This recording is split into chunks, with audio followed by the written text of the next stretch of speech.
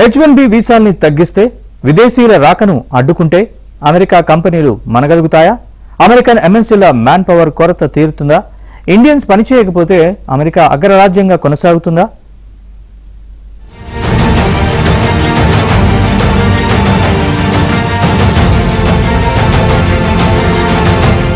కంపెనీలు అమెరికావే అయినా వాటిలో ఎక్కువగా పనిచేసేది ఇండియన్సే.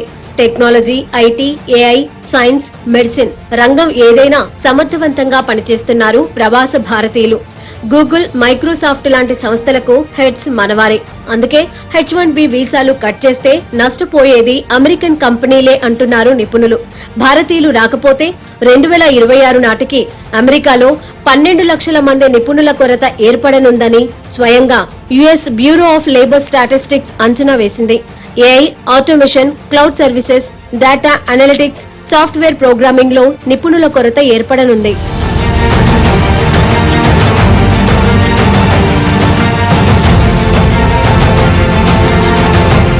వచ్చే దశాబ్ద కాలంలో అమెరికాలో టెక్నాలజీ సెక్టార్ రెట్టింపవుతుందని అంచనా వేస్తున్నారు.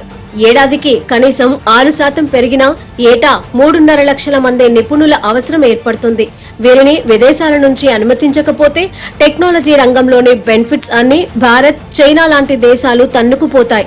అంతమంది స్వదేశీ నిపుణులను తయారు చేయడం అమెరికాకు సాధ్యం కాదు. విదేశీయులు వచ్చి పనిచేయాల్సిందే.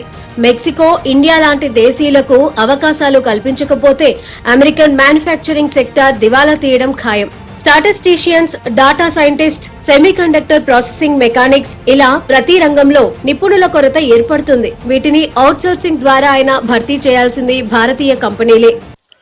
భారతదేశానికి ప్రతి సంవత్సరం అమెరికా ఇచ్చే H1B 75,000, 80,000లో 75% మన వాళ్ళు పొందుతున్నారంటే మనకున్న స్కిల్స్ గురించి. ఏ టెక్నాలజీ కంపెనీ అయినా అమెరికాలో ఇవాళ పనిచేస్తుందంటే భారతదేశం నుంచి వెళ్ళిన బ్రెయిన్ పవర్. అది తప్పించుకోలేకపోతున్నారు. అది దాని మీద కూడా చాలా జెలసీ కూడా కొన్ని సెక్షన్స్లో వచ్చింది. మన మీద వ్యతిరేకంగా మాట్లాడుతున్నారు. పరిస్థితి ఏంటంటే ఆల్రెడీ భారతదేశం నుంచి వెళ్ళిన టెక్నాలజీ కంపెనీస్ సరిపడ్డ H1B వీసాలు రాకపోతే మెక్సికోలో నియర్ షోర్ అంటే అమెరికాకి దగ్గరగా వాళ్ళు ఎన్నో పెద్ద ఆఫీసెస్ పెట్టారు. అక్కడి నుంచి పనిచేస్తున్నారు. మాకు H1B వీసాలు వచ్చినా లేకపోయినా పర్వాలేదు, ఇక్కడి నుంచి తీసుకెళ్ళి మెక్సికో నుంచి పనిచేస్తామని ఒక అరేంజ్మెంట్గా ఆల్రెడీ ఉన్నది. అలాంటి పరిస్థితుల్లో ఈవేళ అన్ని స్టాటిస్టిక్స్, అన్ని సర్వేస్ ఏం చెప్తున్నాయంటే అమెరికా సుప్రమసీ, వాళ్ళ పెత్తందారితనం టెక్నాలజీలో ఉండాలంటే ఈలాన్ మస్క్ అవునాయి, గూగుల్ అవునాయి, యాపిల్ అవునాయి, ఏ కంపెనీ అవినా వాళ్ళకి భారతదేశం నుంచి ఉన్న టెక్నికల్ పీపుల్ కావాలి. బేబీ బూమర్స్ అంటే 1946, 1964 మధ్య జన్మించి టెక్నాలజీలో డిగ్రీ చేసిన వారు రిటైర్ అయిపోతున్నారు. అటు పనిచేసే వయసున్న అమెరికన్ల సంఖ్య తగ్గిపోతోంది. ఇలాంటి సమయంలో విదేశీయులు రాకపోతే అమెరికా పని అంతే సంగతులు. 2019 నుంచి వలసదారులు, విదేశీయులపై అమెరికన్ కంపెనీలు ఆధారపడటం బాగా పెరిగిపోయింది. అందుకే సగటు అమెరికన్ కన్నా అమెరికాలోని సగటు భారతీయుడే ఎక్కువ సంపాదిస్తున్నారు. ప్రపంచంలోనే అత్యధికంగా లేబర్ షార్టేజ్ ఎదుర్కొంటున్నది అమెరికన్ కంపెనీలే. ఇప్పటికే 66% కంపెనీలు అవసరమైన నిపుణుల కొరతను ఎదుర్కొంటున్నాయి. అందుకే లిబరల్ గా వీసాలు జారీ చేసి ఆదుకోకపోతే అమెరికా ఆర్థిక వ్యవస్థకే ముప్పు. యూరప్ నుంచి వలస వచ్చిన వారే. కింది స్థాయి లేబర్ పనులు వీరు అస్సలు చేయరు. మెక్సికన్ లో, చైనీలో, ఫిలిప్పీన్స్ వాసులో చేయాల్సిందే.